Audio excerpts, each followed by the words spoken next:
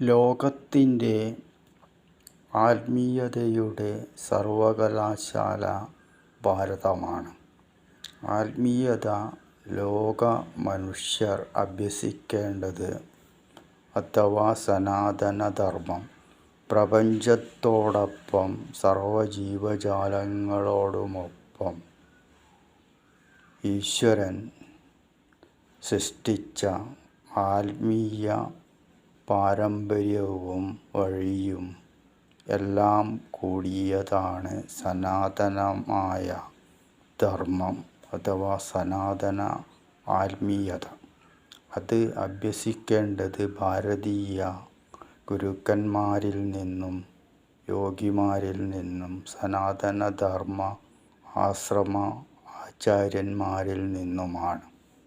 എന്തെന്നാൽ പാരമ്പര്യമായി ദൈവിക പാരമ്പര്യമുള്ളത് ഭാരതത്തിനാണ്.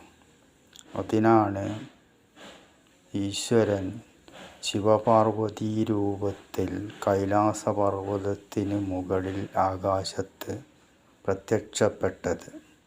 യോഗിമാരുടെയും മുനിമാരുടെയും മുന്നിൽ മാതൃത്വ രൂപത്തിൽ എന്നെ ലോകജനത ആരാധിക്കണം എന്നാണ് ദൈവം ആഗ്രഹിക്കുന്നത്.